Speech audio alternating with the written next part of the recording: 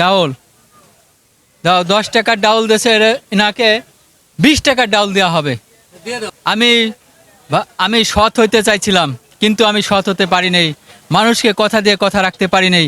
কারণ একজন টাকা পাবে আমার কাছে, তারে বলছি কি আজকে দেওয়া যাবে না, কালকে দেন। এরকম করতে করতে মনে করেন আমি এখন সৎ হতে চাচ্ছি। কিভাবে সৎ হওয়া যাবে আপনারা আমাকে একটু জানাবেন। এবং এবং আরও কিছু কথা বলবো, সেটা হচ্ছে আসলেই আমরা কি পারি না একটু সৎ হইতে, মানুষের প্রতি মানুষের সহানুভূতি দেখাতে? আমরা কি পারি না মানুষের একটু হেল্প করার জন্য, মানুষের পাশে দাঁড়াতে, অসহায় মানুষের পাশে দাঁড়াতে?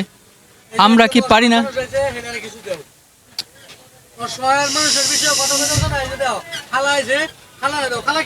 আচ্ছা খালা, তোমার কি দরকার খালা? ডাউল দাও, 10 টাকার ডাউল দেশে এনাকে 20 টাকার ডাউল দেওয়া হবে।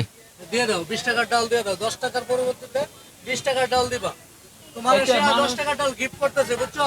তুমি 10 টাকার কিন বানাইছো, তো তোমার 20 টাকা দিয়ে আছে। একটু সহানুভূতি দেয় আছে তোমার প্রতি আর কি। এইরকম জানি আমাদের জন্য দোয়া করবেন, জানি আমরা সবাইকে দিতে পারি এবং মন মানসিকতা থাকে জানি এরকম।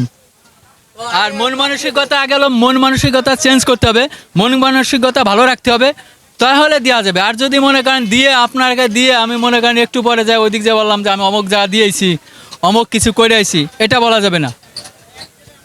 মাপ দাও, মাপ দাও।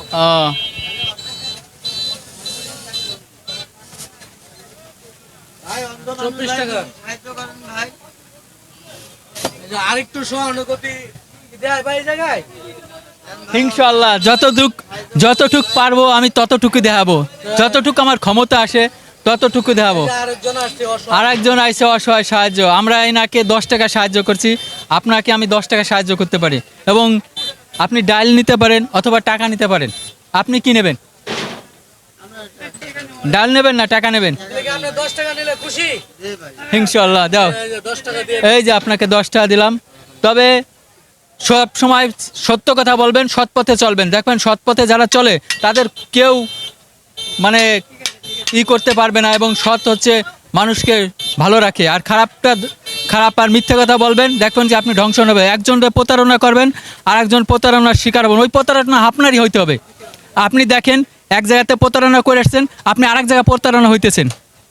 এবং এই বলেন, আপনি তো দেখতেছেন আমার মধ্যে কোনো সমস্যা আছে কিছু মনে হয়? আচ্ছা, আলহামদুলিল্লাহ। চাকরি খুঁজলাম ভাই, চাকরি পাইলাম না। তামান বাড়ি চাকরি খুঁজতেছি, চাকরি হইতেছে। চাকরি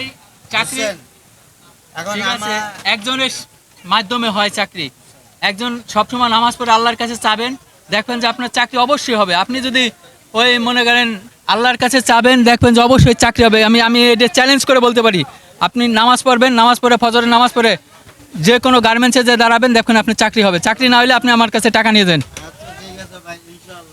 দোয়া করি আপনিও ভালো থাকেন এবং সুস্থ থাকেন। আসলে আমরা সৎ হতে চাচ্ছি, সৎ পথে চলার জন্য, উপার্জন করার জন্য চেষ্টা করছি। আসলে আমরা সৎ হতে পারতেছি না। কেন পারতেছি না? আমাকে দুর্বলতা আছে।